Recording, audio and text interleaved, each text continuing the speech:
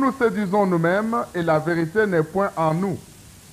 Si nous confessons, je vous écris ces choses afin que vous ne péchiez point. Et si quelqu'un a péché, nous avons un avocat auprès du Père, Jésus-Christ le juste. Il est lui-même une victime expiatoire pour nos péchés, non seulement pour les nôtres, mais aussi pour ceux du monde entier. Amen.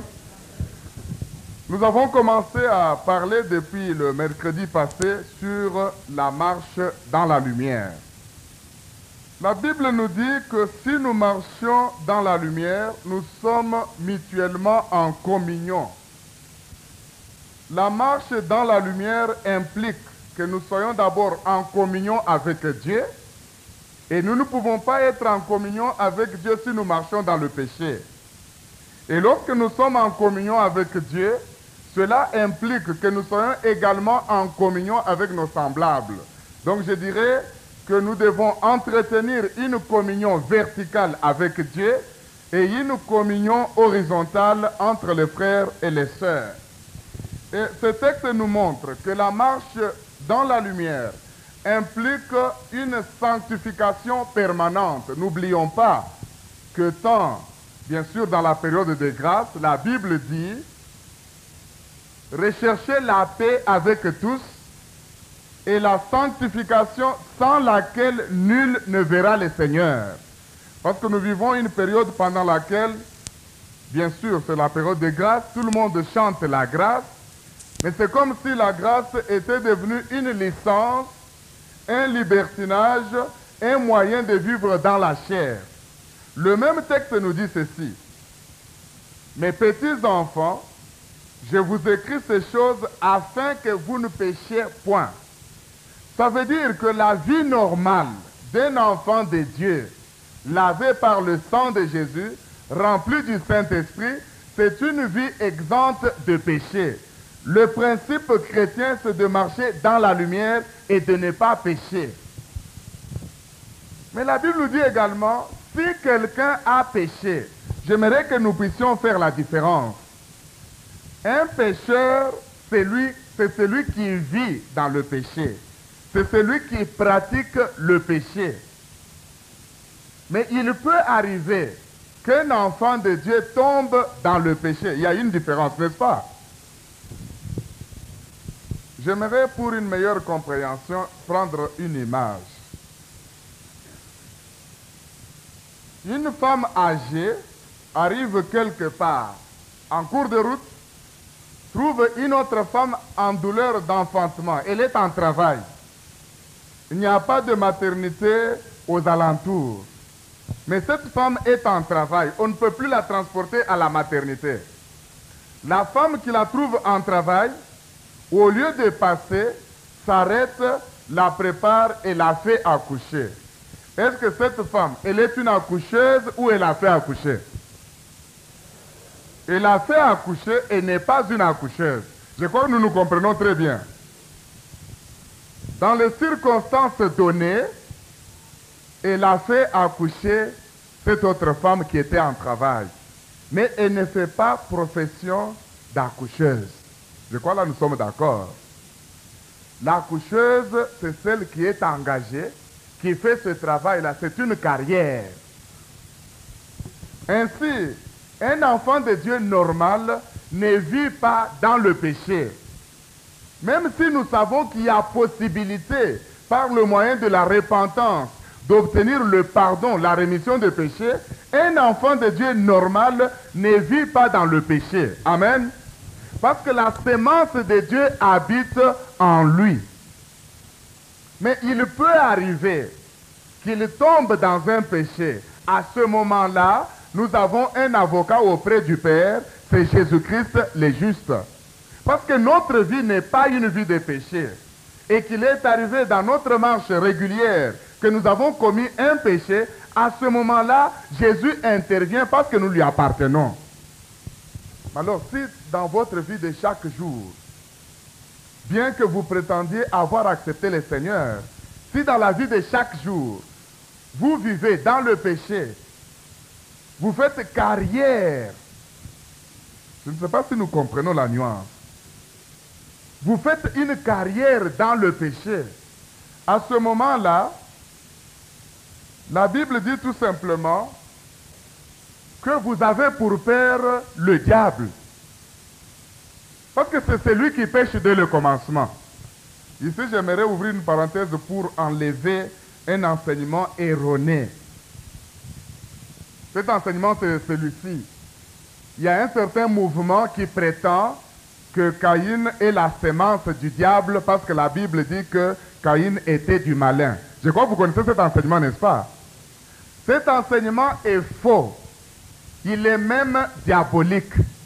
Car dans Genèse chapitre 4, le verset 1er, nous n'allons pas lire, la Bible dit clairement, Adam connut Ève, sa femme, et le conçut, et l'enfanta Caïn, et dit, voici, j'ai formé l'homme avec l'aide de l'Éternel.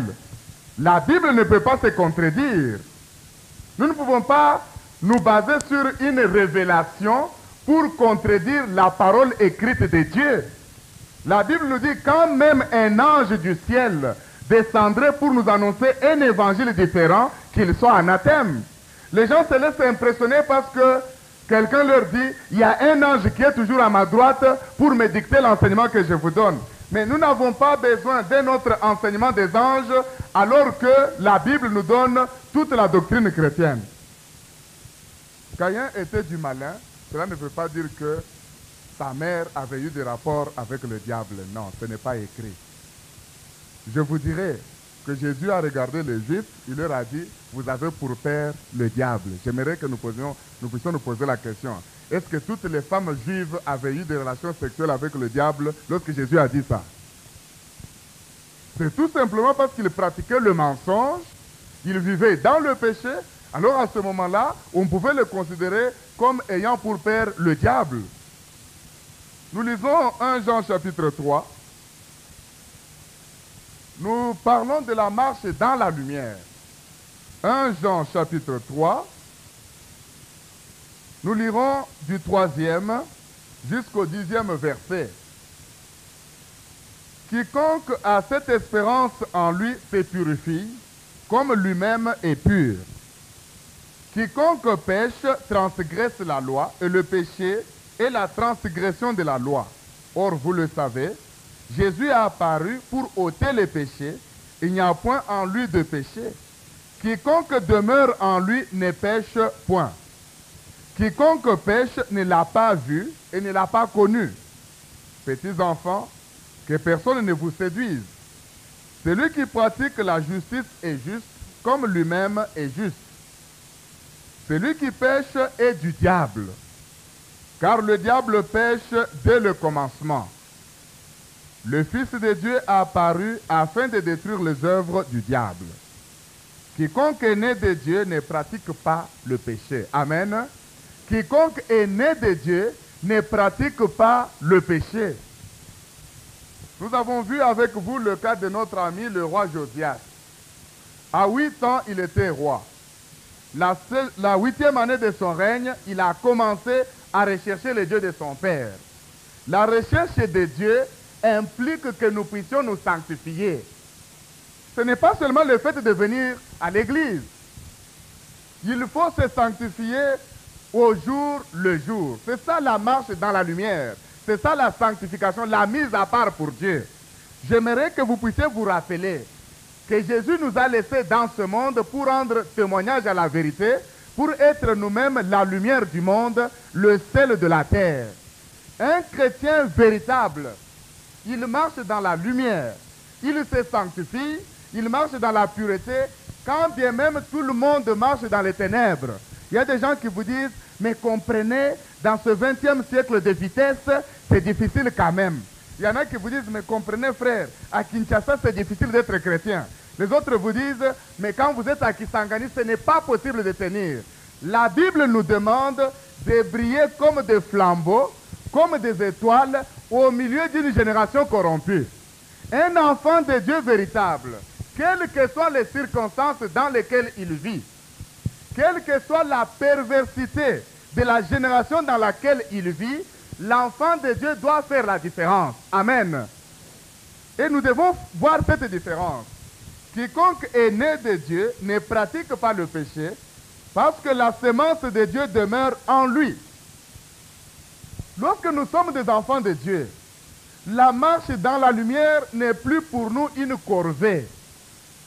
La Bible dit, l'amour de Dieu consiste dans le respect de ses commandements, et ces commandements ne sont pas pénibles. Pourquoi les commandements de Dieu ne sont plus pénibles pour nous? Parce que la sémence de Dieu habite en nous.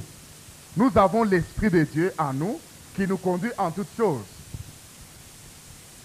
Car c'est par là que se font reconnaître, nous sommes au verset 10, les enfants de Dieu et les enfants du diable. Il est vrai que c'est Dieu qui a créé tous les hommes. Il y a des gens qui vous disent, mais vous aussi vous exagérez. Ça, c'est de la présomption. Nous tous, nous sommes des enfants de Dieu. Nous tous, nous sommes créés par Dieu. Amen. Mais tous, nous ne sommes pas enfants de Dieu. Nous devenons enfants de Dieu par adoption. La Bible déclare, la parole est venue chez le sien, et les siens ne l'ont point reçu. Mais à tous ceux qui l'ont reçu, à ceux qui croient en son nom, la parole a conféré le pouvoir de devenir enfants de Dieu. Et la parole, c'est Jésus. Lequel sont nés, non du sang, ce n'est pas héréditaire, ni de la chair. Ce n'est pas la conséquence de l'union entre l'homme et la femme. J'aimerais dire ceci. Lorsqu'un pasteur, qu'il soit rempli du Saint-Esprit jusqu'aux dents, et qu'il a des rapports avec sa femme, l'enfant ne devient pas automatiquement enfant de Dieu parce que c'est l'enfant des pasteurs. Non. Il doit passer par la nouvelle naissance. Amen. Car il y a des gens qui vous disent, mon grand frère, c'est le petit frère de l'archevêque. Ça ne fait absolument rien devant Dieu. Ce n'est pas héréditaire, mes frères. C'est une option, c'est un choix. Amen. J'ai parlé aux jeunes ce matin. Je leur ai dit que dans la foi, il y a plusieurs sortes de foi. Il y a la foi naturelle. La foi naturelle, c'est cette foi que nous avons qui nous permet d'admettre que lorsqu'un homme et une femme s'unissent dans un acte sexuel, si l'homme est fécond, la femme féconde, donc dans les conditions normales de température et de pression, il y a grossesse. Amen. Ça, c'est la foi naturelle. On accepte que c'est comme ça. Il y a la foi émotionnelle. C'est cette foi que certaines personnes ont, parce que la prédication a été très bonne, il est enthousiasmé, il prend la décision. Mais ce n'est pas une décision de se repentir du péché pour se donner à Dieu. C'est une décision d'être dans l'église. C'est une foi émotionnelle. Il y a la foi démoniaque. Les démons aussi croient parce qu'ils savent que Dieu existe et ils tremblent. Mais il y a la foi en Dieu. Amen. C'est cette foi-là qui nous permet d'abord d'abandonner le péché. Vous savez, pour abandonner le péché, il faut avoir la foi. Il faut croire que Dieu existe et qu'il est le rémunérateur de tous ceux qui le cherchent. C'est ça la foi. Un homme qui n'a pas de foi, lorsque les chrétiens, les autres chrétiens ne sont pas là, le pasteur n'est pas là, les anciens ne sont pas là, il va pécher parce que pour lui, c'est comme si c'était ces gens qui les surveillaient. Mais un homme de foi, même quand il est seul, il sait que Dieu est avec lui. Amen. Nous ne sommes jamais seuls. Le Seigneur nous accompagne partout. Donc il y a une différence entre les enfants de Dieu et les enfants du diable. Dans l'église de Dieu, l'église locale, visible, imparfaite, il y a aussi les enfants du diable dans l'église. Alors que chacun se pose la question de savoir, il est dans quel camp. La Bible est claire et nous dit, celui qui est né de Dieu ne pratique pas le péché. Mais alors si vous vivez dans la pratique du péché, c'est que vous êtes encore un enfant du diable, bien que vous soyez dans l'église. Maintenant, nous allons nous poser une question. Si la Bible dit qu'au cas où quelqu'un pécherait, nous avons un avocat, comment saurons-nous véritablement que cet homme-là est né de Dieu? Si réellement, à chaque occasion, à chaque tentation, vous vous laissez aller, vous tombez dans le péché, Parce qu'il y a un avocat, c'est aussi une preuve que vous n'êtes pas né de nouveau. Parce que quelqu'un qui est né de nouveau, il ne va pas dire, il y a quand même une possibilité, je tombe aujourd'hui. Non, ça c'est une tentation. Le diable a dit à Jésus, l'ayant transporté sur le sommet du temple, il dit, tombe de là, car il est écrit, il donnera des ordres à ses anges. Jésus est tombé de là. Non. C'est ça qui fait la différence. La marche dans la lumière. Accepter le Seigneur, c'est une chose. Il y a beaucoup de gens qui pensent, du moment qu'ils ont accepté, ça suffit. La Bible dit, sans la sanctification, nul ne verra le Seigneur. La Bible ne dit pas, sans la sanctification, les fidèles, les chrétiens ne verront pas le Seigneur. La Bible dit nul. Que vous soyez pasteur, que vous soyez ancien, que vous soyez évangéliste, qui que vous soyez dans l'église, sans la sanctification, nul ne verra le Seigneur.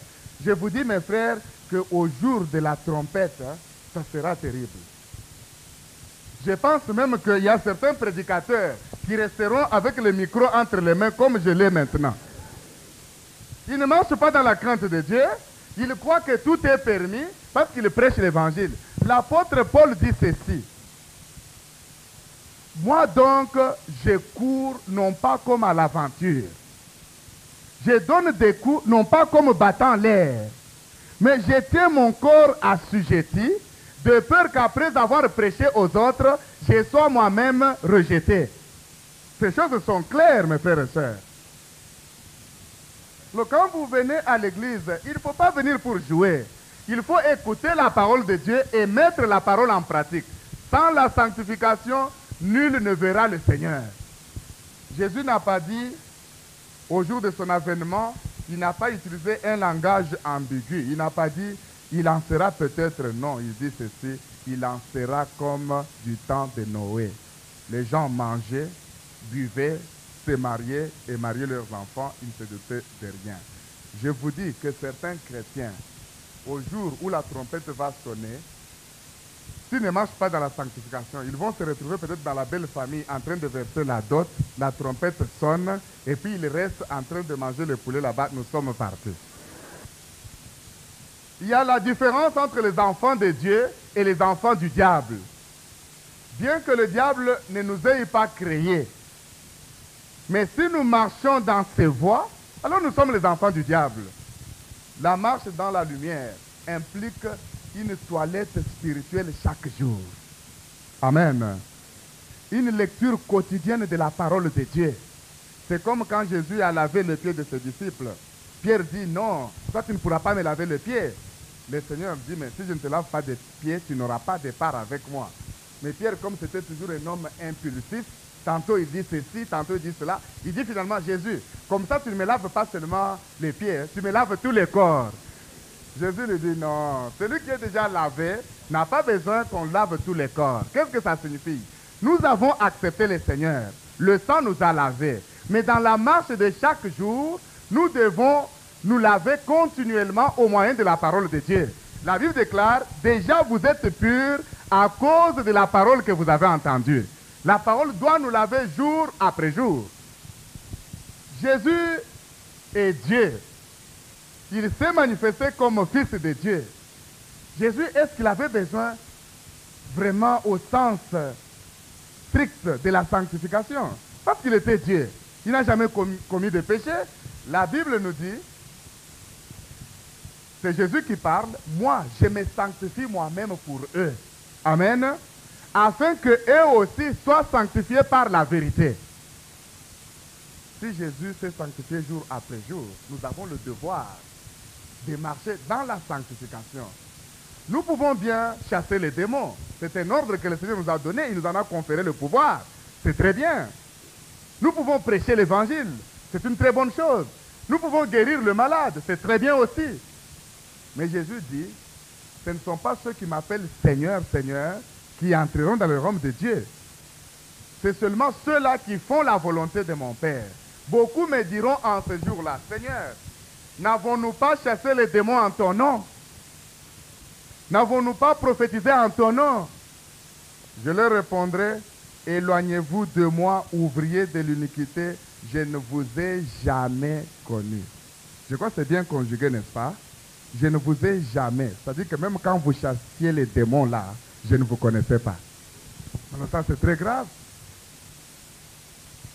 C'est grave, n'est-ce pas, mes frères et sœurs? C'est-à-dire, même pendant que vous étiez en train de chasser les démons, vous et moi, nous n'avons jamais eu de relation. Pourquoi? À cause du péché. Amen. Nous avons vu que le roi Josias, dans sa recherche de Dieu, quand il a trouvé, il a compris ce qu'était que la volonté de Dieu. Il a commencé à déterrer toutes les idoles.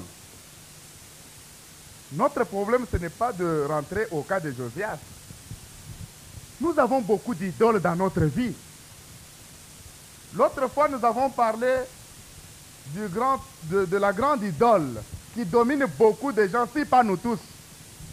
L'idole du moi. Trop imbus de nous-mêmes. Nous croyons être quelque chose. Nous voulons même que dans l'église, que tout le monde nous remarque.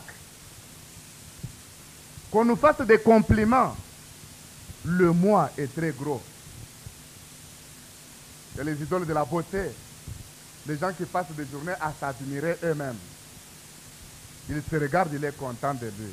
Il dit non, quand même ça va. Quand il prend son miroir, il se regarde. Il est content de lui-même. Il s'adore. Il y a des gens qui s'adorent. Des femmes qui s'adorent. Des hommes qui s'adorent. J'ai entendu un homme qui s'adorait lui-même. Il dit ceci, je suis un homme extraordinaire. Lui-même, hein, il se vante. Il dit, je suis extraordinaire. J'ai fait des études universitaires. Et cet homme-là, excusez-moi de vous le dire, c'est un PDG d'entreprise, s'il vous plaît. J'ai fait des études universitaires. Je ne suis pas comme certaines personnes qui ont étudié mais qui n'ont pas d'argent. Moi, j'ai étudié, j'ai l'argent. Je ne suis pas comme ceux qui ont de l'argent mais qui n'ont pas étudié. Moi, j'ai tout. Est-ce que vous comprenez ça? Et cet homme va plus loin. Il dit, j'ai l'argent, j'ai des femmes, j'ai des enfants, il ne me manque de rien, et par-dessus tout, je suis très beau, un homme.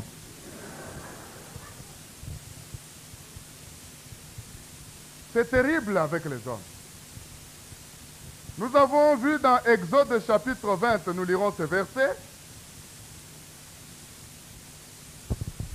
Exode chapitre 20, nous lirons du 1er au 3e verset seulement. Alors Dieu prononça toutes ces paroles en disant, « Je suis l'Éternel ton Dieu, qui t'ai fait sortir du pays d'Égypte, de la maison de servitude. Tu n'auras pas d'autre Dieu devant ma face. » Amen. Tu n'auras pas d'autre Dieu devant ma face. Quel qu'il soit. Un jour, un jeune homme est allé voir Jésus. Il lui dit, bon maître, qu'est-ce que je dois faire pour avoir la vie éternelle? Jésus lui dit, respecte les commandements. Tu ne commettras pas l'adultère, tu ne tueras point, tu ne déroberas point, etc., etc. Cet homme dit, j'ai observé toutes ces choses depuis ma jeunesse. Qu'est-ce qui me manque encore? Lisons dans l'évangile de Marc. Tu n'auras pas d'autre Dieu devant ma face. Marc chapitre 10.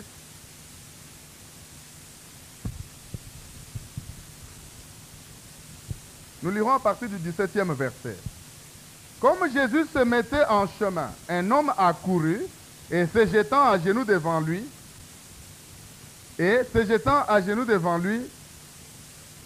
dit, bon maître, lui demanda-t-il, que dois-je faire pour hériter la vie éternelle? Jésus lui dit, pourquoi m'appelles-tu bon? Il n'y a de bon que Dieu seul. Tu connais les commandements. Tu ne commettras point d'adultère, tu ne tueras point, tu ne déroberas point, tu ne diras point de faux témoignages, tu ne feras tort à personne, honore ton père et ta mère. Il lui répondit, maître, j'ai observé toutes ces choses de ma jeunesse. Jésus l'ayant regardé, l'aima et lui dit, il te manque une chose, va, vends tout ce que tu as, donne-le aux pauvres, et tu auras un trésor dans le ciel, puis viens et suis-moi. Mais affligé de cette parole, cet homme s'en alla tout triste, car il avait de grands biens. Jésus, regardant autour de lui, dit à ses disciples qu'il sera difficile à ceux qui ont des richesses d'entrer dans le royaume de Dieu. Pas impossible, difficile. Les disciples furent étonnés de ce que Jésus parlait ainsi. Et reprenant, il leur dit, mes enfants, qu'il est difficile à ceux qui se confient dans les richesses d'entrer dans le royaume de Dieu. Il est plus facile à un chameau de passer par les trous d'une aiguille qu'à un riche d'entrer dans le royaume de Dieu. Les disciples furent encore plus étonnés, ils se dirent les uns aux autres, et qui peut être sauvé? Jésus les regarda et dit, cela est impossible aux hommes, mais non à Dieu, car tout est possible à Dieu. Amen. Est-ce que nous pouvons dire que Jésus est contre les richesses? Jésus n'est pas contre les richesses. Le problème, c'est de savoir choisir entre lui et les richesses. Cet homme a abandonné des choses beaucoup plus difficiles que d'autres, peut-être au milieu de nous, n'arrivent pas à abandonner. Jésus lui dit, tu ne commettras point d'adultère. Il dit, pas de problème. Depuis ma jeunesse, je ne connais pas ces choses. Est-ce que toi, tu peux dire ça? Tu ne tueras point. Il dit, je ne connais pas. Tu ne déroberas point. Il dit, je n'ai jamais volé. Alors que toi, même le simple stencil du bureau, tu voles. Vous savez, il y a des chrétiens qui sont tombés dans le même mouvement que les païens. Il dit, comprenez, ce n'est pas possible dans ce siècle. Tout le monde est entré dans la coopération. Mais ce jeune homme, il a bien répondu en face à Jésus, ça, je n'ai jamais fait. Honore ton père et ta mère. Il dit, j'honore toujours mes parents. Or, au milieu de nous, il y a peut-être beaucoup de délinquants qui n'honorent pas les parents. Jésus l'ayant regardé, les mains. Amen. Tu as fait un premier pas avec le Seigneur. Il t'a regardé, il t'aime. Mais il ne faut pas t'arrêter à ce niveau-là. Il te manque une chose. Amen. Une seule, pas beaucoup. À cause d'une chose, quelqu'un peut rater le royaume de Dieu. Il te manque une chose. Va, vends tout ce que tu possèdes, donne aux pauvres, puis viens, suis-moi. Je crois que là, il a commencé à réfléchir. Il s'est dit, mais moi, je veux bien. J'ai déjà tout abandonné, mais s'il doit aller jusqu'à contrôler ma poche, là, je crois qu'il commence à exagérer. Il y a beaucoup de frères qui ont abandonné beaucoup de choses, mais il leur manque peut-être une chose dans leur vie, dans leur marche de chaque jour. Quelque chose manque. Je ne connais pas laquelle, mais que le Saint-Esprit puisse révéler à chacun de nous cette chose qui manque. C'est un Dieu, c'est une idole. Vous savez, il y a même des choses légitimes qui ne doivent pas occuper la première place dans notre vie. Même ta propre femme ne doit pas occuper la première place. Il y a Jésus d'abord, la femme après. Le mari ne doit pas occuper la première place. Il y a Jésus d'abord, le mari après. Il y a certaines personnes, comme nous l'avons entendu, je crois, au premier message que j'ai donné le 15. Leur amour pour Dieu est plus faible que l'amour des femmes. Ce n'est pas normal. La femme devient une idole. C'est vrai que nous devenons une seule chair. Mais même pour aller prêcher seulement une fois, aller dans une seule veillée de prière, il y en a qui trouvent non, il ne peut pas laisser sa femme. Alors la femme devient une idole pour une seule veillée de prière. Elle ne va pas fuir. À ce moment-là, elle devient une idole. Tu n'auras pas d'autre Dieu devant ma face. C'est clair dans la parole de Dieu. Et concernant l'argent, c'est un problème. Le Seigneur dit, nul ne peut servir 2 maîtres. Que chacun examine attentivement ses voies avec Dieu. Amen. La marche dans la lumière implique que nous puissions marcher par l'Esprit. Lorsque nous marchons par l'Esprit, il y a un conflit permanent dans notre vie. C'est le conflit que nous appelons le dualisme chair et esprit. Vous avez accepté le Seigneur, mais il y a 2 conflits permanents dans la vie de chaque jour. Eh bien, j'aimerais vous rappeler que ce n'est pas le fait d'être rempli du Saint-Esprit qui empêche le diable de venir vous tenter. Il vient chaque jour. Tant que nous serons dans cette chair, le diable viendra et viendra toujours. Et le conflit est permanent. L'apôtre Paul, écrivant aux Galates, les exhorte à marcher par l'esprit pour ne pas accomplir les désirs de la chair. La chair nous poursuit partout. Même quand vous êtes dans l'église, la chair vous poursuit. Il y a beaucoup de chrétiens qui ne se pardonnent pas. C'est l'œuvre de la chair. Parfois dans les églises, vous trouverez quelques sœurs qui ne se parlent pas, qui ne se saluent même pas, mais elles chantent toutes le nom de Jésus. La chair. Il faut crucifier la chair. Nous chantons très facilement. Ce n'est plus fils de Dieu. C'est ça que ça signifie. Mais la plupart d'entre nous ne sont pas morts, ils sont tout simplement évanouis.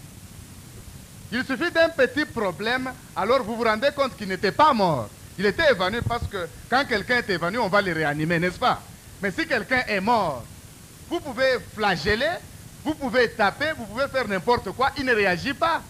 Mais lorsque nous avons des problèmes, la chair a tendance à réagir. La marche dans la lumière implique que nous puissions également crucifier la chair. Lisons Galates chapitre 5. Galates chapitre 5, nous lisons à partir du 16e verset. J'ai dit donc, marchez selon l'esprit et vous n'accomplirez pas les désirs de la chair. Car la chair a des désirs contraires à ceux de l'esprit et l'esprit en a de contraires à ceux de la chair. Ils sont opposés entre eux afin que vous ne fassiez point ce que vous voudriez. Si vous êtes conduits par l'esprit, vous n'êtes point sous la loi. Or, les œuvres de la chair sont manifestes.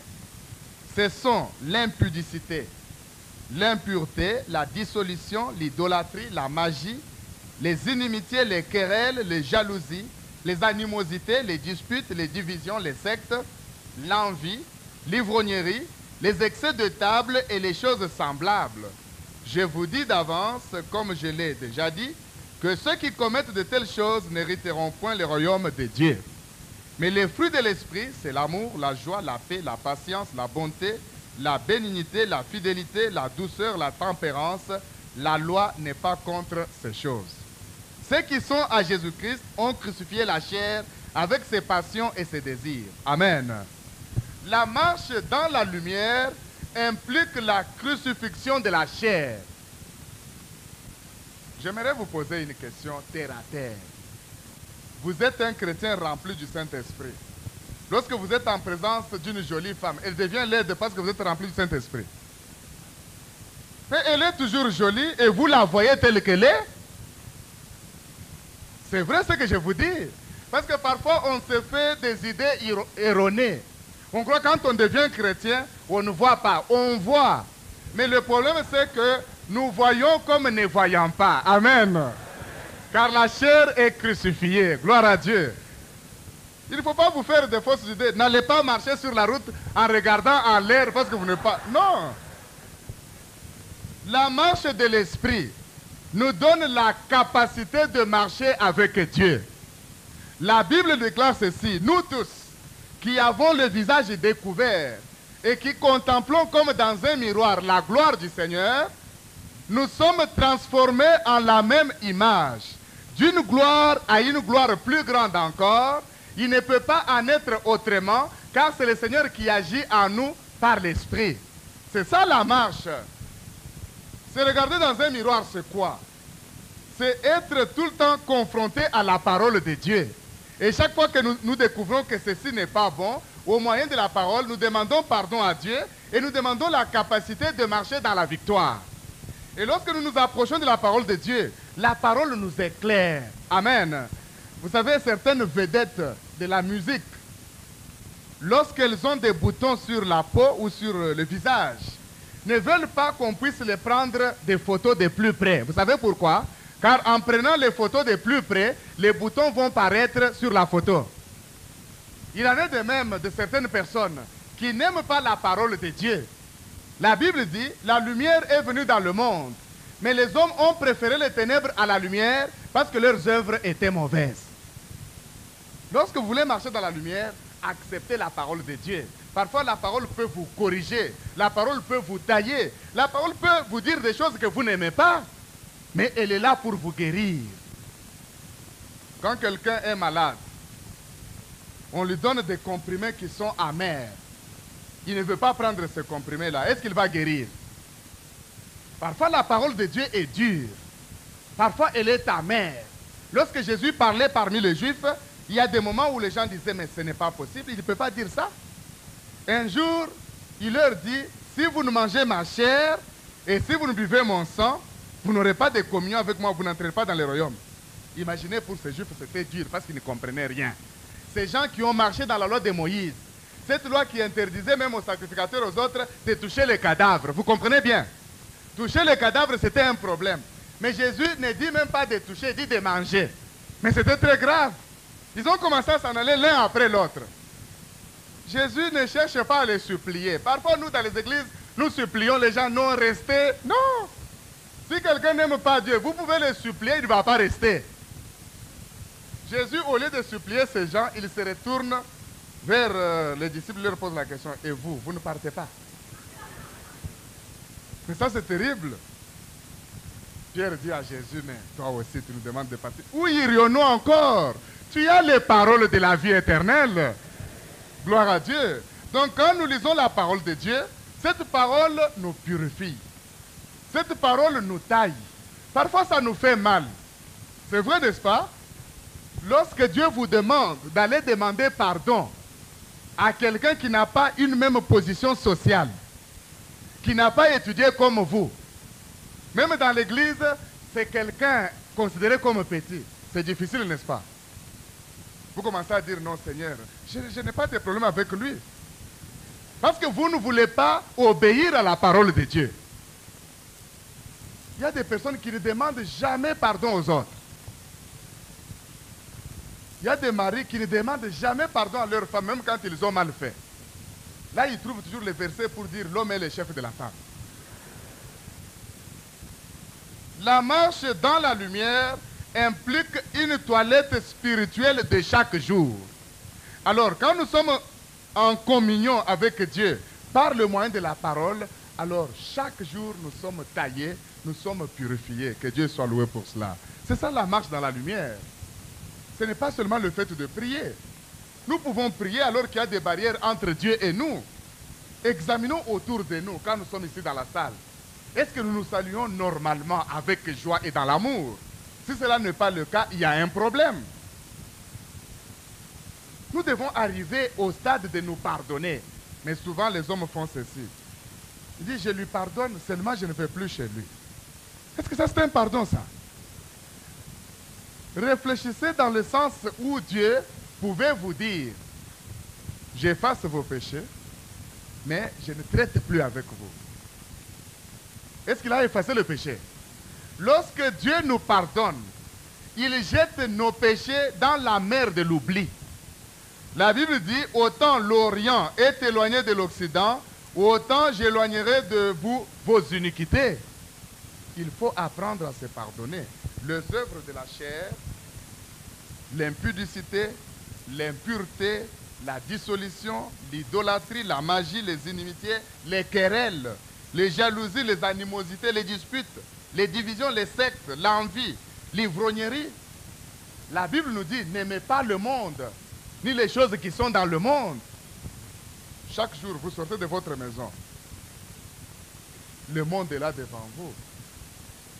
Et la Bible vous dit, n'aimez pas le monde, mais le monde est là. Il y en a qui disent, mais Dieu, pourquoi il ne pouvait pas tuer le diable? Pourquoi il a laissé le diable? N'est-ce pas vous vous posez cette question? Dieu veut que nous puissions choisir librement. Il met devant nous la vie et la mort et il nous demande de choisir librement. Donc ce soir, rentrez en vous-même, examinez votre vie, examinez quelles sont les œuvres de la chair qui vous lient encore et prenez une décision d'abandonner ces œuvres-là. Amen. Nous avons vu que ce roi, après avoir purifié le pays, ne s'est pas arrêté à ce niveau-là. Il a trouvé la Bible, le livre de la loi, dans le sanctuaire. Lisons 2 Chroniques chapitre 34, à partir du verset 14.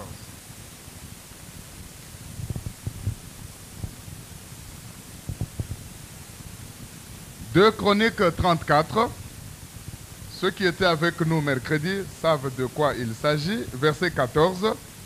L'intitulé, c'est « Le livre de la loi trouvé dans le temple ». Au moment où l'on sortit l'argent qui avait été apporté dans la maison de l'Éternel, le sacrificateur Ilkija trouva le livre de la loi de l'Éternel donné par Moïse. Verset 18. Scaphan, le secrétaire, dit encore au roi, « Le sacrificateur Ilkija m'a donné un livre. » Et Scaphan les lut devant le roi. Lorsque le roi entendit les paroles de la loi, il déchira ses vêtements. Et le roi donna cet ordre à Ilkija, à Shikan, fils de... etc. etc. Allez consulter l'Éternel pour moi et pour ceux qui restent en Israël, en Juda, au sujet des paroles de ces livres qu'on a trouvés.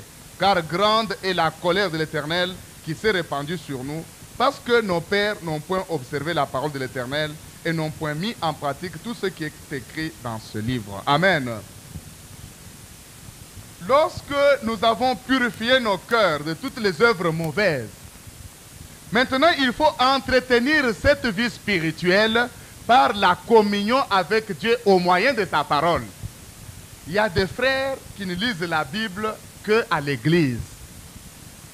Ils ne lisent que les quelques versets que nous donnons par-ci, par-là. Ça, ce n'est pas la méditation de la parole de Dieu. Il faut avoir un programme.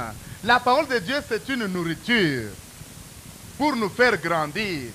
Il ne faut pas avoir le kwashiorkor spirituel. Il faut lire la parole de Dieu.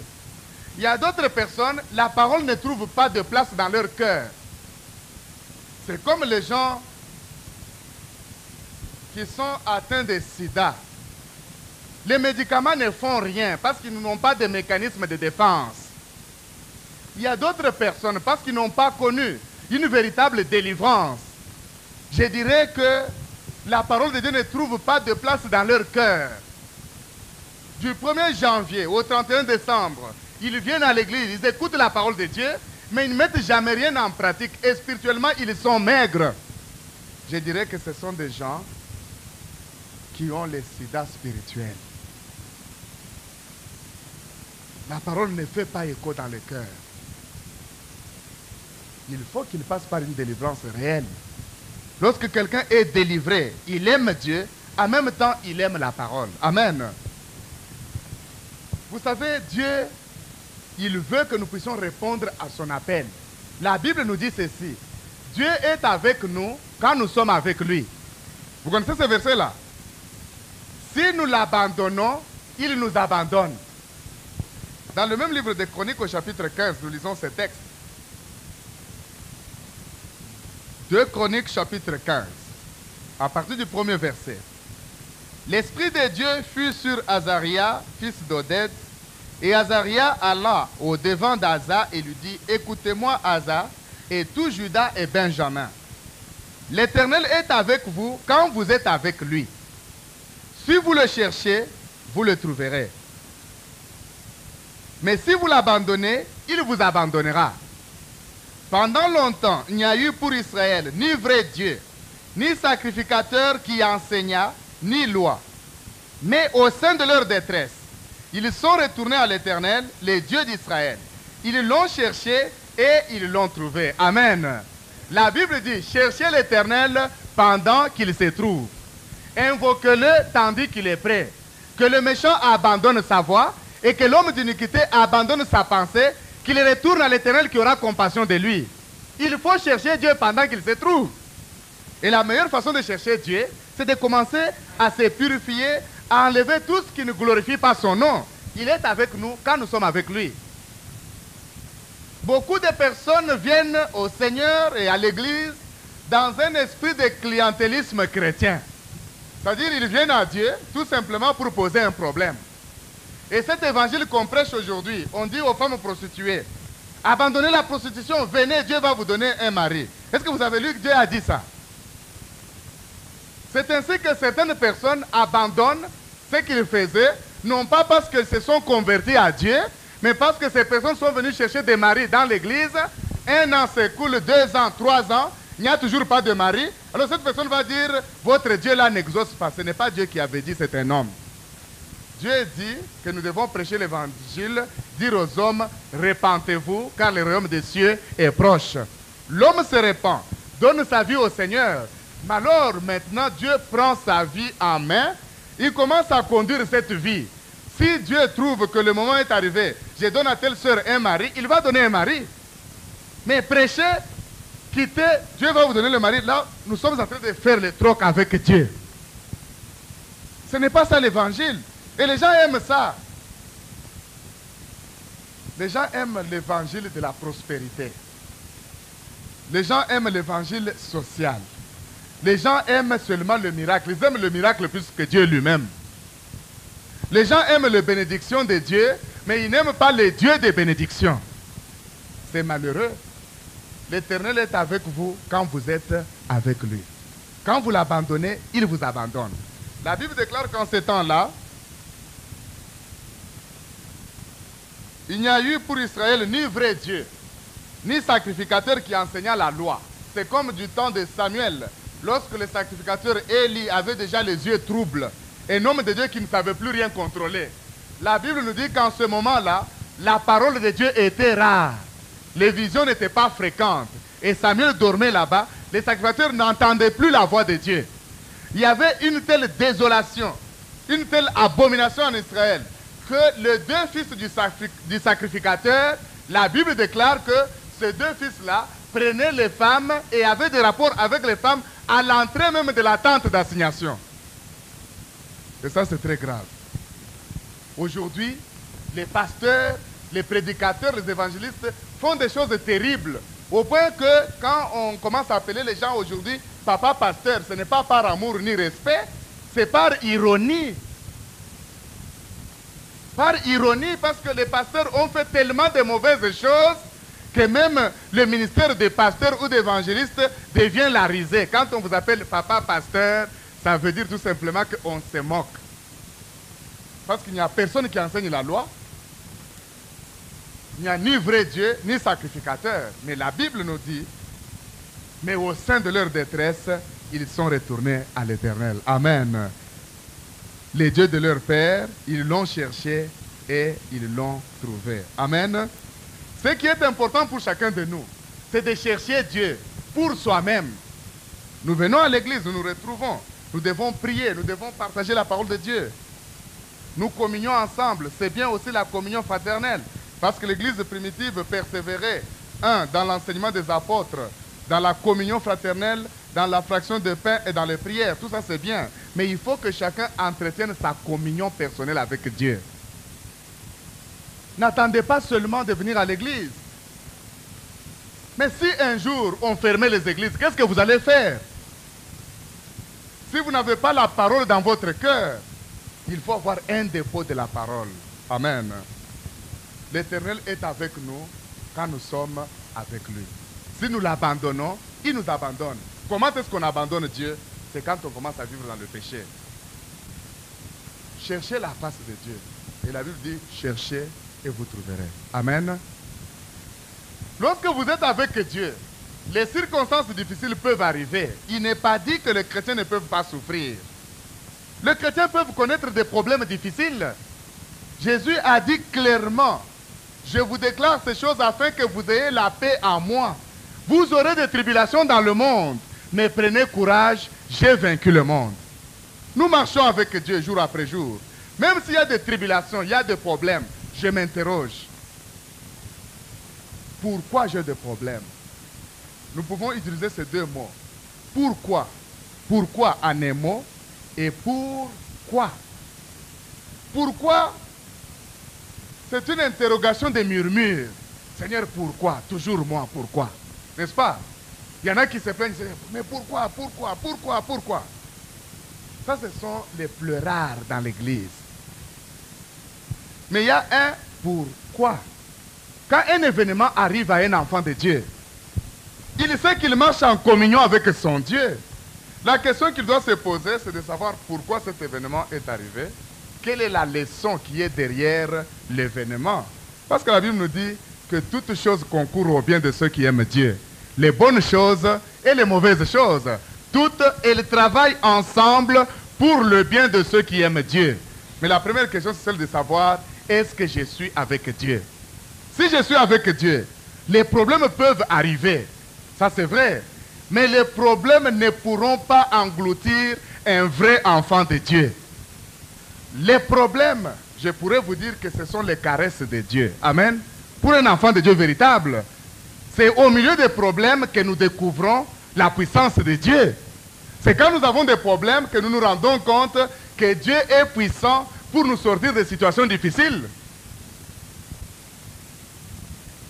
Dieu, vous savez, quand quelqu'un est trop faible, parfois Dieu le laisse tranquille. Dieu peut permettre qu'un homme de Dieu, un vaillant, qu'il ait des sérieux problèmes. Parce qu'il est impossible à un serviteur de Dieu d'aider le peuple de Dieu si lui-même n'a jamais eu de problème et qu'il a triomphé. Parfois Dieu, il est terrible. Un jour, nous allons terminer par là. Un jour, il a accordé une audience au diable. C'est curieux. Vous savez ça, n'est-ce pas? Oui, un jour, il a accordé une audience au diable. Il était là, au milieu de ses fils. Satan aussi vient se présenter. Il commence à causer. Moi, je ne sais pas comment il cause. La Bible nous dit, Dieu pose la question à Satan, d'où viens-tu? Satan répond, je viens de faire le tour de la terre et de m'y promener. Alors Dieu lui dit, est-ce que tu as vu mon serviteur Job? Il cause. C'est un homme intègre, il me craint. Satan lui dit, oh Dieu, tu racontes des histoires, tu ne sais pas. S'il te craint, c'est parce que tu lui as tout donné. Il a les femmes, il a la femme, il a les enfants, il a la richesse. Qu'est-ce qui lui manque? Il t'adore parce qu'il a toutes ces choses-là. Permets seulement que je touche, hein, tu vas voir. Il te maudit en face. Dieu lui dit, vas-y, c'est mon serviteur, il ne va pas me maudire. Il est allé, il a fait le premier coup. Les enfants, les bêtes, tout, tué. Job n'a pas renié Dieu. Satan revient. Satan, d'où viens-tu? Je viens de faire le tour de la terre et de m'y promener. Tu as vu mon serviteur Job? C'est un homme intègre. Il dit, oui. Même si j'ai enlevé, ça ce sont les brebis et les enfants. Mais si tu me permets de toucher à sa peau, il te maudit en face. Dieu lui dit, vas-y. Il est allé. Job, c'était un homme intègre. La femme de Job regarde Job en face. Job couvert d'ulcères sur tout le corps. Ce bel homme-là que la femme avait aimé, vous voyez, il était devenu ridicule. La femme regarde et ne voit plus sa part dans tout ça. Elle dit à Job, tu continues dans ton intégrité. Maudit Dieu et meurs. Quand nous célébrons le mariage, n'est-ce pas, les gens disent toujours que nous sommes unis pour le meilleur et le pire, n'est-ce pas? Maintenant, la femme ne dit pas à Job, maudissons Dieu ensemble, mourons. Non, maudit Dieu et meurt. Ce n'était qu'une parenthèse pour vous dire que lorsque nous marchons dans la lumière, nous pouvons avoir des problèmes. Mais la question est celle de savoir, est-ce que nous avons des problèmes à cause de notre péché ou bien nous avons des problèmes parce que Dieu veut nous donner une leçon? Amen. Même si c'est à cause du péché, il y a toujours une leçon. C'est que Dieu nous invite aussi à la repentance. Comme nous avons dit, celui qui est né de Dieu ne pêche point et le malin ne le touche pas. Mais celui qui est né de Dieu, s'il a péché, nous avons un avocat auprès du Père. Il y a certains châtiments que nous avons parce que Dieu veut que nous participions à sa sainteté. Amen. Recueillons-nous dans la prière un moment.